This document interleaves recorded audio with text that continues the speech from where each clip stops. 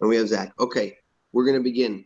We're going to try to go back and do Amud Aleph from yesterday after. All right, let's Mm-hmm. begin. Where did we leave off over here? We left off on page Yud Amud Aleph 10A1. 10A1 in the Hebrew, it's about 7 lines down.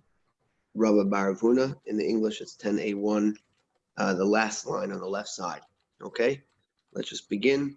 Let's be mechazik each other, inspire each other that although I guess we're somewhat in a little bit of quarantine, keeping distant from each other physically and away from the shul, which obviously was not an easy decision, but that's what people are doing throughout most of the communities, most of the cities, right? We have to realize that, like we learned in brachas, a fish out of water, right? Torah is our water, Torah is our life source, and nothing can stop us, right? Even if we don't have the Beis Hamikdash and we don't have our shuls, which are our main Beis Hamikdashes, but we have our Torah and we have Zoom and we have other means to be able to connect and learn Torah, which is nothing to be taken for granted. And with this recognition that it's Torah that keeps us alive, in Ritz Hashem, we should be back together physically Amen. very soon. Very soon. Okay. Rava Bar Rav Huna Rami Puz Mikiyu Matzli. Okay. Rava Bar Rav Huna. This is going on the Mishnah, by the way. So the Mishnah said we switched gears yesterday. We're done basically with Hotzah, although we want to go back to Testament Aleph. Hopefully we'll finish the block quicker. We're done with the Malacha of Hotzah, carrying private, public, Carmelis, all that stuff. And we talked about that a person shouldn't get distracted, shouldn't do certain things close to Mincha, lest he forget to daven or not come to davening. Okay? Not going to a barber, not going to a bathhouse, a tannery, eat, start a court case, and so on and so forth. The Mishnah left off right before that there was this pasuk of Hikon Likras Olakecha Yisrael. The pasuk said in Amos, right? It was talking about actually davening with a belt. All right, maybe a gartel. That's where actually the sugya comes from. And Hikon Likras Olakecha Yisrael. We have to prepare to greet Hakadosh Baruch Hu. So Rabbi Baravuna Rami Matzli, he would put on very nice shoes and he would daven. Amar Hikon Likrasecha. Because the pasuk says you have to prepare to meet. You have to be prepared. Rava Shadi Glime Ufachar Yode Matzli. Rava would take off his heavy cloak and put his hands together and he would daven. Amar Ka'abda Kame Mare. He wanted to look like a servant before his master. All right, so he would remove his cloak because that would look more like Gaivadik. That would look, more arrogant. He would hold his hands together. The way a person would stand in trepidation, more humble before his master. Amar Vashi Chazinu Leil Kahana. He saw of Kahana. Ki ikat sar ba'alma. When there was sar in the world, when there was suffering in the world, when there was coronavirus, and people were suffering, Shadig Lime Ufachar Yodei Matzli. He would take off his coat. He would hold his hands together and would daven. Amar Kabda Kame Mare. He said that one has to appear during davening like an Eved before his master, Ki Shlama.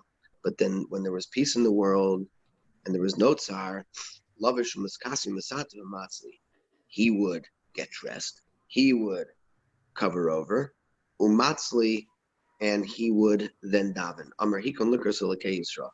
Because of this pasuk, he would wear his fine clothes, because in time of Shalom, he wore chashva clothes. When all is going well, he brings over here from the Vilna Gaon. When all is going well for an Eved, he should appear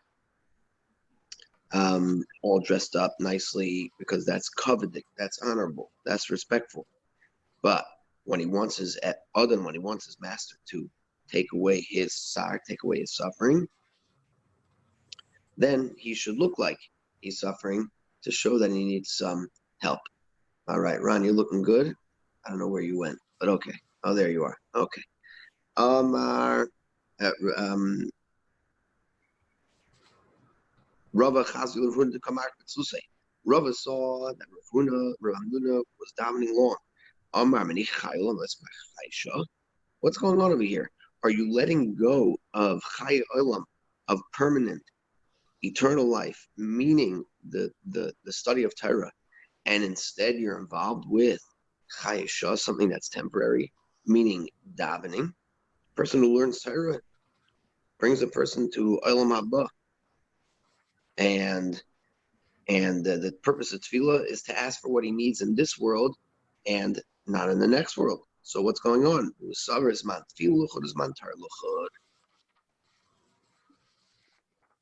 He held that there are two separate times. It doesn't mean that he doesn't care about the Chai Olam Haba. It doesn't mean he doesn't care about Torah and recognize what Torah can do.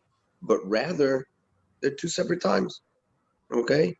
And when you have a chiyuv to daven, you have an obligation to daven, you should put down the Gemara, the Chumash, the Halacha, or whatever it is, and learn. Rabbi Yomi also coming to Rabbi Zera. Rabbi Yomi was sitting with Rabbi Zera, asked Bishmais, and he was learning. They were involved. Aski means like they were involved. They were Isaac in learning. Nagal Tzaluye. Nagal Tzaluye was getting late, and time to daven comes to Rabbi Yirmiyah. And Rabbi Yirmiyah tried to get up. Karla Rabbi Zera, Meser, Aznim Shmaya Teragam Tfilas Ta'eva. Right, this is a pasuk in Mishlei.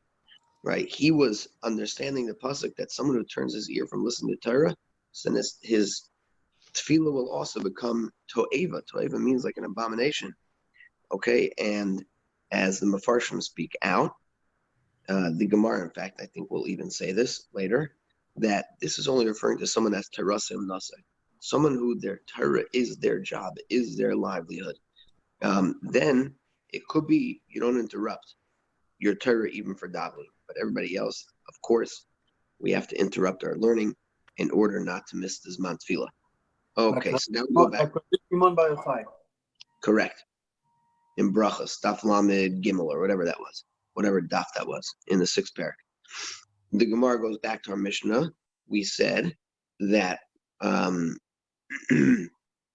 that all these different things that one shouldn't do be when it's close to davening. But actually, I guess let's put my phone. Why do I have to hold my phone for? All right, hold on a second. Let me get something I can put my phone. How about that? Oh wow, that was fancy. Now we're good. All right. So we said that all these different things, the haircut, the borsiki, the tannery and everything, you shouldn't begin close to mincha. But if you did, then you don't have to stop right away in order to daven. Okay, and we talked about what all those different things were yesterday, for those that were there. Those that weren't there, I'm sure they made it up.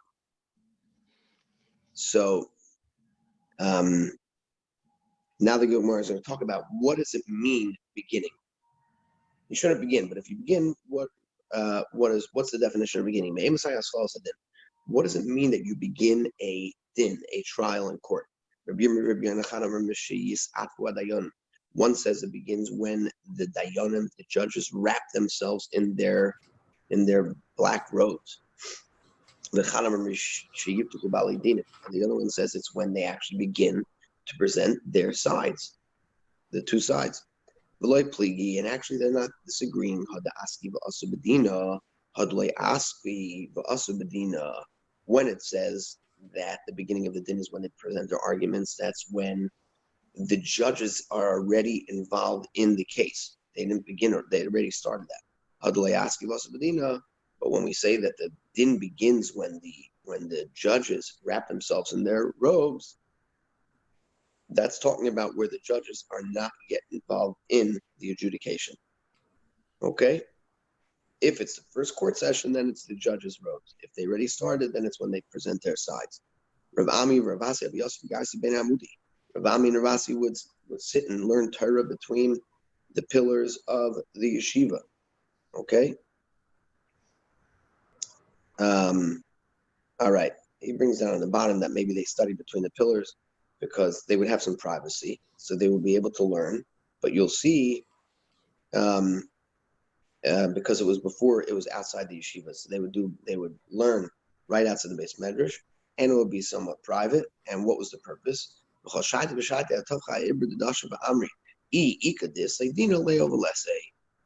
Every hour they would bang on the door and they would say, if somebody has a case, let them come before us and we will hear them. Okay, so they didn't do it in the base medrash, they did it right outside.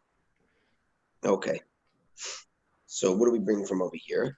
That you see that maybe trying a case, Bezdin, and working out, bringing shalom between two litigants and coming to the emes is more worthwhile than even studying Torah. Okay? And they didn't just wait till people came to them. They actually offered. They offered people to adjudicate. Says the Gemara of Chisda, Rabbi Chisda and Rabbi were sitting in judgment, in the din, the whole day. They didn't eat, and they were feeling weak. That's why Rashi understands. All right? We'll see why. They thought they had to be like Moshe Rabbeinu, who the pasuk says Moshe sat mitboker vad erev, from morning until evening, and therefore they couldn't interrupt to be able to eat. So they were chalosh libayu. They were weak. Their heart felt weak. Tanul Rav Chia bar Rav from Diftis taught them the following. It's a gewaldige chiddush in this pasuk. Vayamar Amma Moshe mitboker vad erev. The pasuk says in Shmos that Moshe sat and judged the people from morning till evening. That was with Yisro. If you think that Moshe judged the ganze tag, the entire day, so then when did Moshe Rabbeinu teach us Torah? How could that be? Right, Moshe Rabbeinu, he was our teacher. Of course, he had to teach. What does it mean that he sat me boiker vad erev? Called dayan shedundin emes lamitai. Any dayan who it judges a din properly, lamitai, for its truth, afilu sha'achas, even if he sits in judgment for 1 hour, short period, it's like he becomes a partner with HaKadosh Baruch Hu in the Ma'aseh Bereshis and creating the world. It's written here that Moshe Rabbeinu stood with the people from morning until evening. It was evening, it was morning, one day. Mamash, this is what I'm learning with Aaron. In the first grade, they already learned the first 6 days. So by Erev, it was morning, it was evening. And therefore, that's the pshat with Moshe Rabbeinu. It doesn't mean that Moshe Rabbeinu literally did not take a break, did not teach Torah the whole day, and instead he was involved in judgment. It means that when he was involved in judgment, the judgment, because he did it emes lamitai, it was like he was a shut to the Ma'aseh Bereshis. But it doesn't mean according to Parashat Yitro, it sounds like he did do it from morning to night, because Yitro gave him the advice. Correct. Even according to that, it doesn't necessarily have to be a steer to this, because Yisra's main objection was that there were still lines. It was still difficult because it was only Moshe Rabbeinu. So the time that he did judge, it was a big burden. It was very difficult. The responsibility with pressure was on him. But I don't think it would necessarily be a steer to this Gemara. He still was teaching Moshe Rabbeinu the idea of delegating. Okay, now it is a very nice shot over here. What does it mean? Done din emes lamitai. Adam, you have to undo your phone. You have to unmute it and read 23. It's a very nice shot. God created the world with the intention that it would endure, but the wicked who steal and plunder cause it to be destroyed. This is evident from the generation of the flood, whose fate was sealed because of the thievery that was rampant among them. Thus, a judge who thwarts the efforts of thieves by accurately determining the ownership of stolen property contributes to the world's continued existence. In a sense, a judge who renders a correct verdict is a partner with God in the act of creation. Oh, very good. That's the quid pro quo over here of the Ma'aseh Bereshis and the judgment. Next. Continues the Gemara, middle of the page, or 10a3. Amasa Yeshua Medin. Okay, so until when should the Dayanim sit in judgment? Amrav Sheshis Atzman Suda. Until the time of the main Su'uda, the main meal of the day, which is, we'll see coming up, the 6th hour of the day. Amrav Chama Maikra Dosiv. Iloch Eretz Shemakech Nar V'Sarayach B'Bagir Yechelu. Woe is, this is a pasuk in Koheles. Iloch Eretz Shemakech Nar V'Sarayach B'Bagir Yechelu. Woe to you, the land whose king, which is referring to judge, acts as an adolescent, and the Sarayach and your ministers, Babokir Yochelu, dine in the morning. Okay. So someone who judges, who eats before the end of the 4th hour of the day, that's when ordinary people eat. We'll see. That's adolescence. Ashrech Eretz Shemakech Ben Chorim V'Sarayach Beis Yochelu B'Gvura V'Loi B'Ashesi. Happy are you, Eretz, land whose king is a man of dignity, and whose ministers dine at the proper time, that is the 6th hour. B'Gvura Shel Torah. What does it mean that they in strength and not in drunkenness? That's what the pasuk ends. In strength and not in drunkenness. B'Gvura Shel Torah Le'B'Shiyah Shel Yayin. Strength of Torah and not with the drinking of wine. That's what they fortify themselves with. Tan Rabbanan. Here we explain. Sharish and Michael Ludim. The 1st hour of the day is the meal of the Ludim. The meal of Ludim. Rashi says it was a nation that was called Klanish, and they were cannibals. They would eat people. They were always hungry, starving. So right away they would eat at the beginning of the day. Shnia Michael Liston. The 2nd hour. Cannibals. Yep. Shnia Michael Liston. The 2nd hour is the time when the Liston, the thieves, would eat. They would be up the entire night. They would sleep the 1st hour, and they also are hungry people, and therefore they would eat an hour after they woke up in the 2nd hour. Shlishis Michael Yarshim. The 3rd is the Michael of Yarshim, is when the Yarshim people inherit a lot of money. They didn't work for it on their own, so they're not worried about earning a livelihood. They would eat an hour earlier than everybody else. Rabbi is Michael Polim. The 4th already becomes the hour when workers eat. Chamishas Michael Koladim. And the 5th hour is when regular people eat. Amy, Amar Papa Revius Mansudul Koladim. It's the 4th hour that regular people eat. Ella Revius Michael Koladim. The 4th hour is when everybody eats. Chamishas Michael Polim. The 5th hour is when the laborers work eat because they're busy working. Shisha, says the Gemara, but the 6th hour, Michael Talmidei Chachamim, is the Michael of Talmidei Chachamim, the Torah scholars.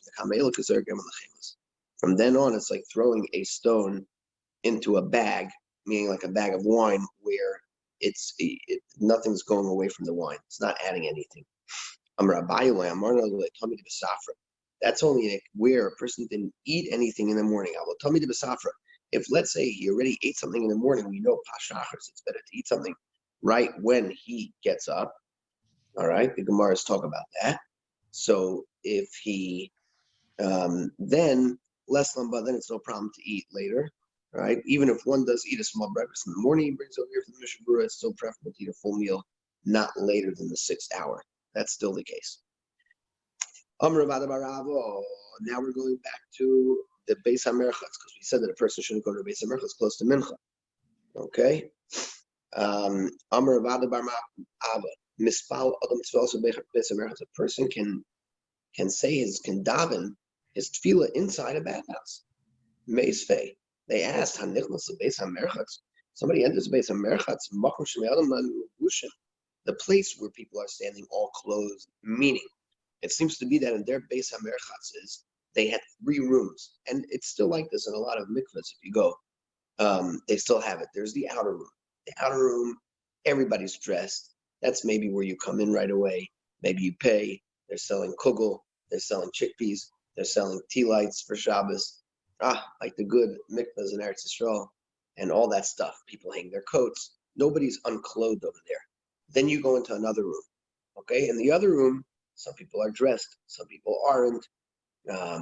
There are towels there, and then you go into the final room where there are the showers and the actual mikveh, and that naturally everybody is undressed. So if somebody enters the base of mikveh, it's a place where everybody's standing dressed, yeshua with tefillah, vein tzarich lamer she'el shalom.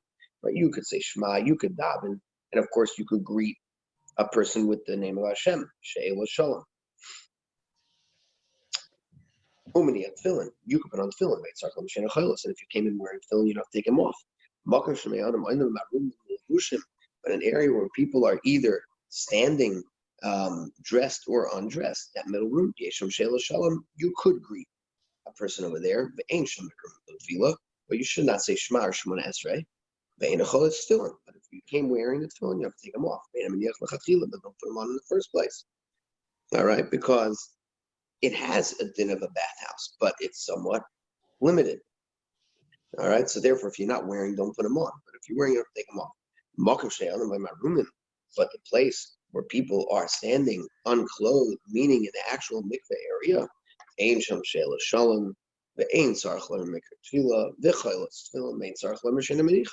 then of course, all bets are off. You can't do any of this. So how could you tell me that Ravada Baraba, that a person can daven inside the bathhouse? Inside the bathhouse, we just said you can't do any of these stuff. So it's very interesting. I would think that the Gemara could have answered, maybe he's referring to the outside room of the Beis HaMerchatz. The Gemara doesn't answer that, right? Because that's Pashut. Of course he could. The Gemara is going to say even a bigger Chiddush. The Gemara is going to say a bigger Chiddush. Ravada Baraba is talking about in a bathhouse where no one's there. So if nobody's naked, nobody's unclothed, you could daven there, meaning even the inner chamber. We learned this actually in Brachos, right? The merchas that they talked about, the bathhouse, even if there's nobody there, the bathroom that the Chazal talked about is even if there's no tzaya, even if there's no excrement in it, it would be usher. In other words, it has the same. A Beis HaKisei is like the inner room of the mikveh, and even if it's been removed, the tzaya, the excrement, certainly back in those days, it still will be usher. Ravada was talking about a new bathhouse. All right, it hasn't been used yet. I don't even know if there's water yet in there, but it's a bathhouse.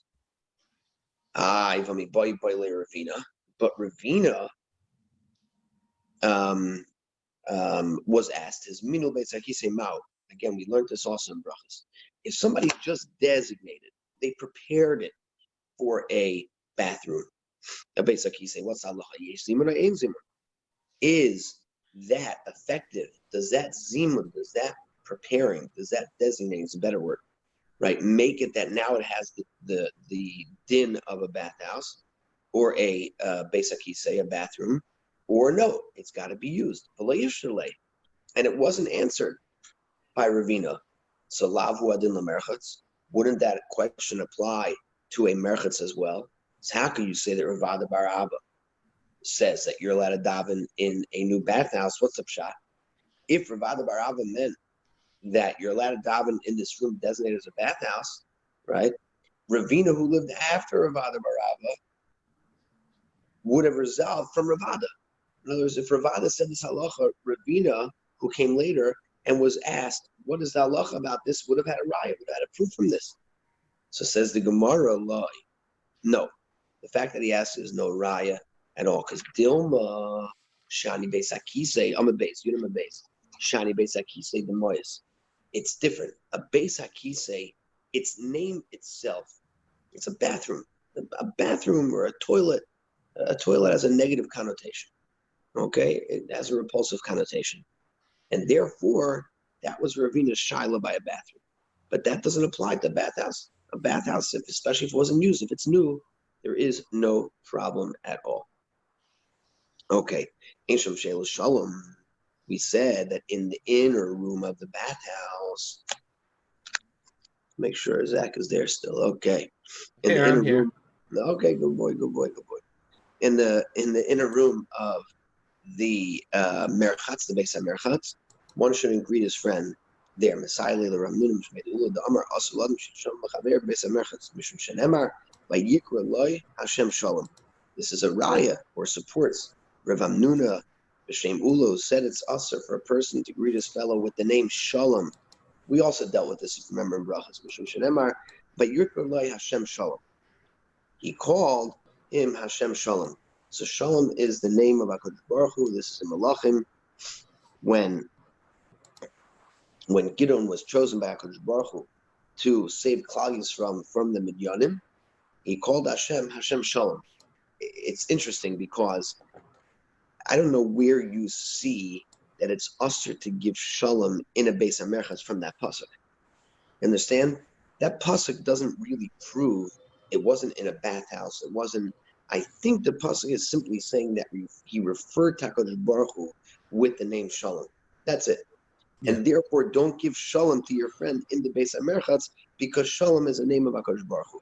That's the raya that the Gemara is bringing, but not specifically that was in a bathhouse. Verstehst, Ran? Comprendez-vous? Si. Okay. Oui.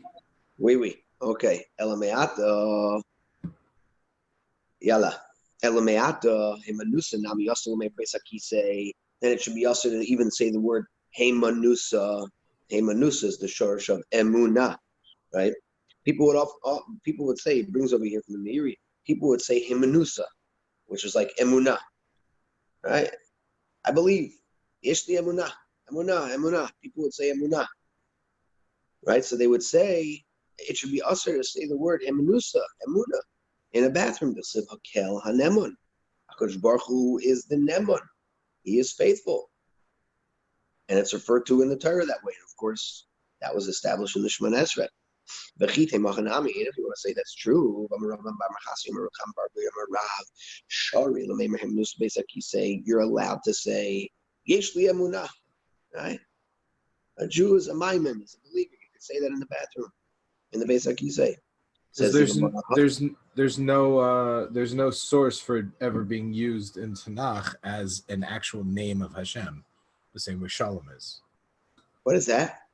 There's no source. We don't have a pasuk where somebody uses Emuna as a name of Hashem. It's an attribute, but it's not the same way that. So read number 4 for everybody. Meanwhile, and then you're right. We'll see in the Gemara's response. But go ahead. What's number 4? So Devarim 7:9. Since the verse refers to Hashem as Ne'eman. It can be assumed that the word Hemanusa is used in the sense of a name of Hashem.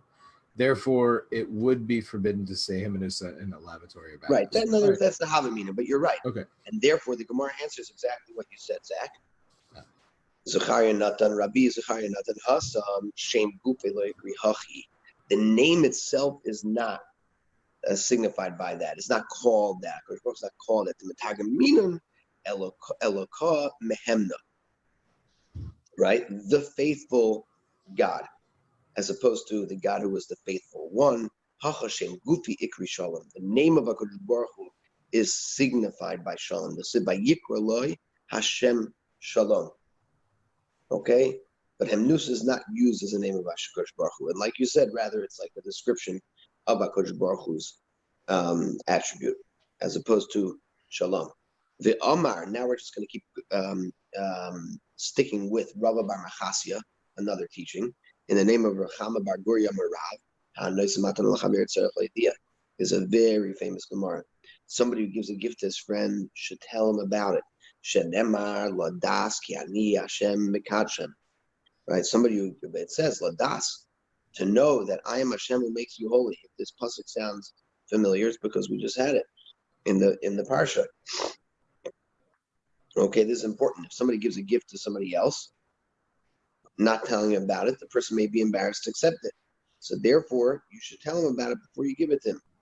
Then he'll know who gave it to him, and he won't be embarrassed. And if he gave it without the person's knowledge, okay, he left it by his door, it's a secret. So then he should eventually tell him who gave it. All right, because that will be margareus. If you give it and the person doesn't know, so then he doesn't know who gave it, he doesn't know who he could thank. And if he knows who gave it, he's able to appreciate it. He's able to be thankful. He's able to reciprocate. And that brings shalom. Okay? But that's only, Tosfos brings down that that's only if it's to be marba reis. But if a person's dropping off something because the person is poor, he doesn't have food for Shabbat, he doesn't have food for Shabbos, okay, then you don't want the person to know, because then it may be embarrassing the other way. But ladas, you give a gift to a friend, you got to let him know. Tani nami hachi. This is such a famous Gemara. Ladas, ki ani Hashem mekadishchem. Right? Those that come to Hasidus gems or Parsha pearls or whatever you want to call it, they know about this a lot from the Nesiv Shalom. And those that don't go, now you have to start going, because I saw on the schedule that they made the Gemara shir earlier. So Ron and Jack were going to be able to welcome Adam and Zach for the second learning shir before Mincha, it looks like, unless it changes. But anyway, we're going to learn a lot about Shabbos. It's good they're on mute, they're not answering. Silence is admission. I hear you. We'll call it Parsha Pearls, we said. Then they're in.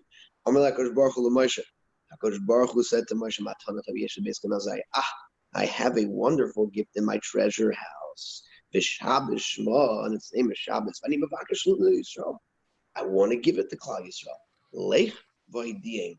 Go and inform them. Tell them. HaKadosh Baruch Hu told Moshe Rabbeinu, I want to give this gift. You got to tell them. Mikana Rav Shimon Lakish, Rav Shimon Gamliel, Hanoisim Pasatinik, someone that gives bread to a child, Tzarich Lahidiya Li'imai, right? Tzarich Lahidiya Li'imai. He's got to tell the mother first. All right? You give something to a child, let the mother know, my Avadle. So what does he do so that the child will know, his parents will know that he got the gift? Amar Abaye, Shavle Mishcha, Either he should rub oil between his eyes, or he should put some type of eyeliner or mascara or whatever it is, something like that, around his eye. Okay, the point is that he'll come home and his mother will say, "Oh, what is that?" He'll say, "Oh, Jack gave me, a lollipop or whatever it was in shul." All right, that's the point over here. Okay, and then again, it'll be marba reyos.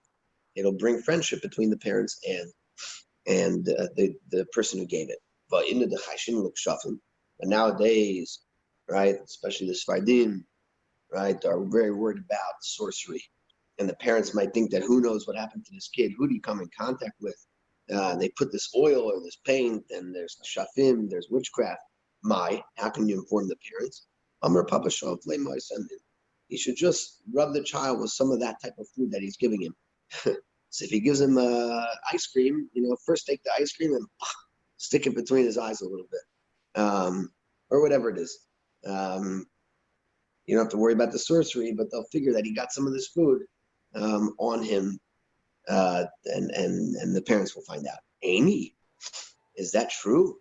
You have to tell the person. You don't have to let him know. Moshe Rabbeinu didn't know that his skin was shining when HaKadosh Baruch Hu spoke to him. We see that HaKadosh Baruch Hu gave Moshe the gift by Har Sinai of Karan Ar Panav. What does that sound like, Karan Ar? Corona, Karan Ar. This is the way we beat Corona. Karan Ar Panav, with the Torah, the light of Torah. Karan Ar. It's been going around a little bit. Yeah, Moshe Rabbeinu had corona and had to wear a mask. Very good. He had a masveh. You're right. So HaKadosh Baruch Hu gave him that gift, and he didn't tell him about it. Like kasha, that's no kasha. If it's going to be revealed and the person can find out about it, then you don't have to worry about it. But if not, when you're giving the gift to the kid or whatever it is, or the gift of Shabbos, right? You have to let them know so that they can understand and appreciate exactly what it is. You're going to ask right away, Vash Shabbos. When you give a kid a gift, fine, makes sense. But what about Shabbos? HaKadosh Baruch Hu tells Moshe Rabbeinu, tell Klal Yisrael. How is Ron showing up on Adam's phone over here? I see Ron twice, which is a little bit too much for me. No, I'm just kidding. I see Ron on Adam's feed. Adam, you've been hacked. Oh, now you're back. Okay. Beware of the Israeli malware and spyware. My secret weapon. Okay. So Shabbos, it's going to be revealed. They're going to know about Shabbos. Okay. It's a day of rest. Nobody's working. So why do you have to tell them? The reward for being Shomer Shabbat, for keeping Shabbos, Ki Eshmer Shabbat, Kel Yishmereni, all this chutim, all the merit that comes with keeping Shabbos, that would not have become revealed on its own. And that's why Hakadosh Baruch Hu told Moshe Rabbeinu, go and tell Klal Yisrael Bastutzach. Okay? All right. Interesting. Okay, he brings over here that in the Torah Shebitzav, Hakadosh Baruch Hu doesn't tell Klal Yisrael the schar.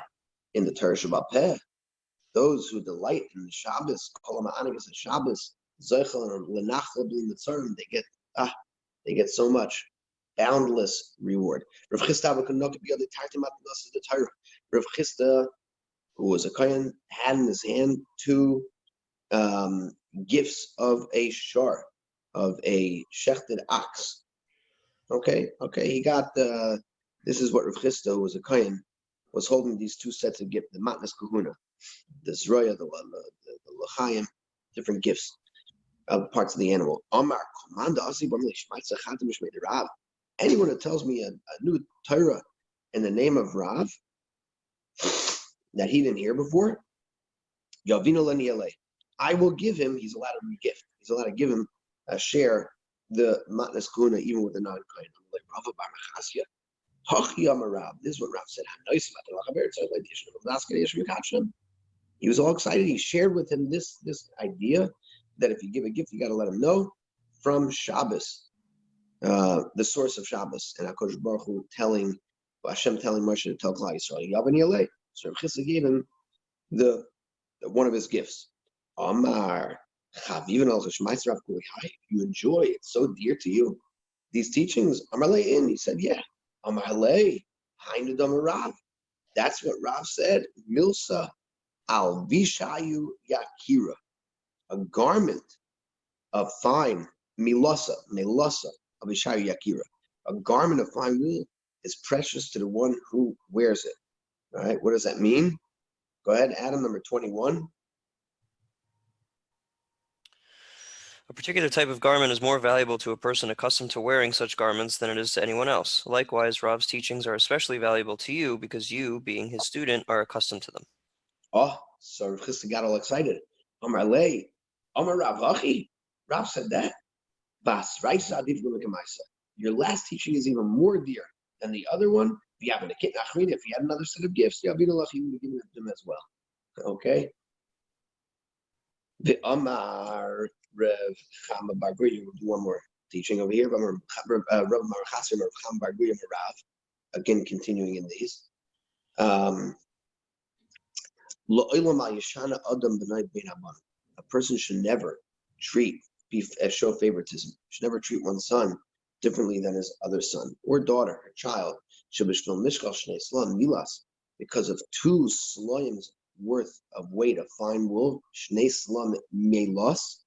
because of 2 sloims of weight of fine wool, he gave to Yosef, right, the son is Pasim, the coat of colors that Yaakov gave to Yosef more than all the other ones, all the other brothers, kind of Bayechav. The brothers got jealous when this Galgal Adover Yordu Avesenu Mitzrayim. And we went into exile, we went into Golus. Okay, so the person has to be very careful not to cause the other sibling rivalry and jealousy. Okay, we'll hold the Gemara over here. Does everyone have 10 minutes still? What's the story? Yeah. Somehow, yeah. No one has to drive home or whatever. We have a few more minutes, right? We don't go nowhere. Where we gotta go? Okay, Ron took over Adam again. I'm here. Okay. All right, we're going to hold it over here on Daf Yud. We're going to go back and put on our Hotzah hats for 1 minute So we can at least do it together. So we're going to go back to 9A. 9A1, Tes Amud Aleph. Tes Amud Aleph. All right, we'll try to go through this quickly. And, oh my gosh, wow. Interesting. What? I just got an email about some conference. Of course, I bought tickets already, so now I got to figure out how to get a conference in May. They're delaying a conference in May already because of Corona. That's not so good. Yeah, there's very little chance the kids go back to school No, this year. I heard yesterday. This year. Yeah, because I heard yesterday somebody said that it's going 70 to 80% of people are going to get the virus, and they can't.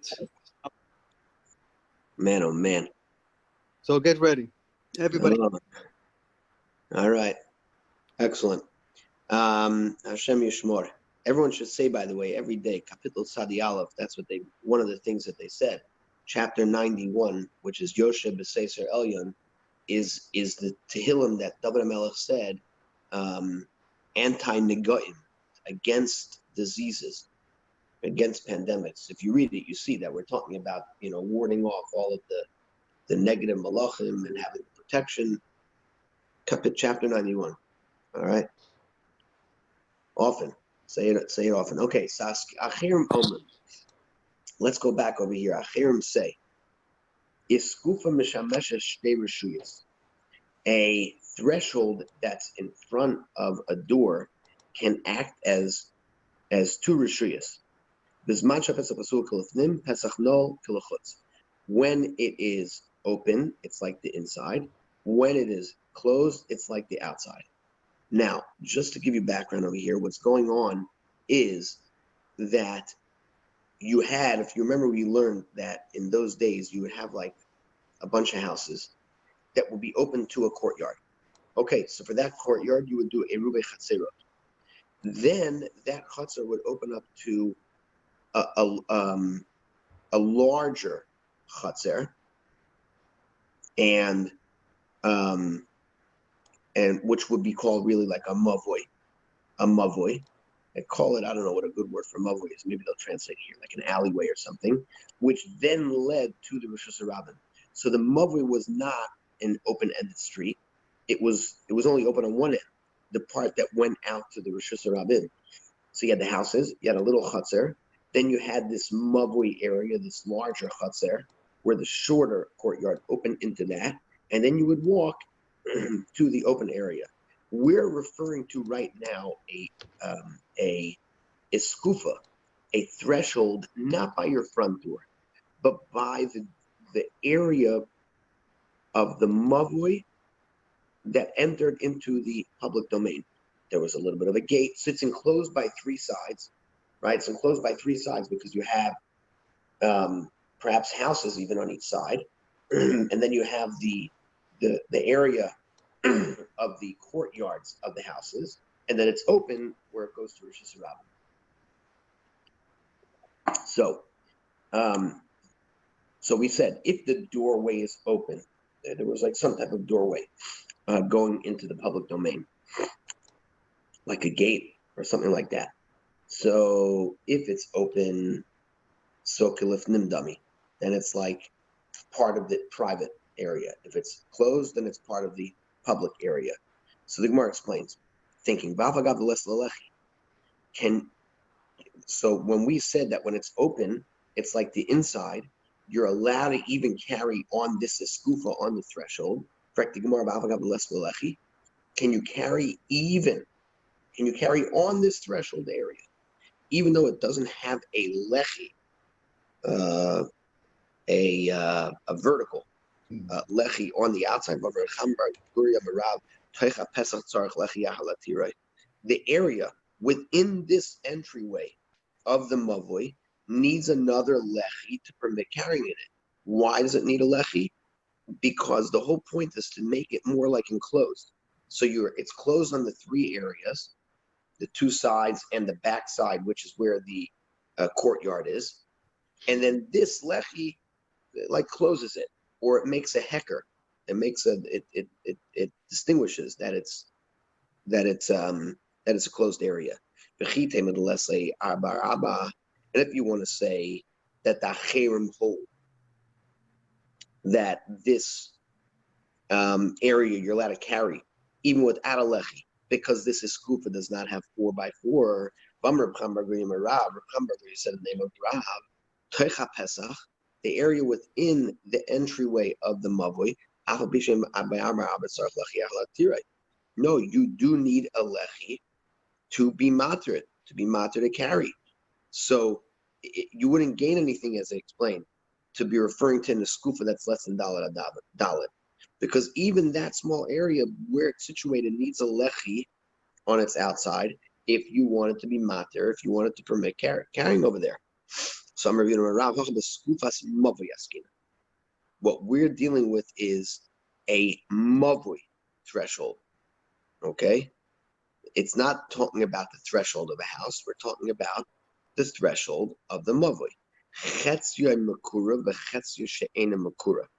And the deal is, like it shows in the picture over there. So it's closed on 3 sides. And then the open, where you see those doors that are somewhat open, that's the part that's going from the enclosed chutzner or mavui area into the public domain. And what we're dealing with over here is chetzi makura v'chetzi shein makura. Part of it is roofed by a kora, not a lechi, which is just the vertical beam. Over here we're dealing with the horizontal cross beam.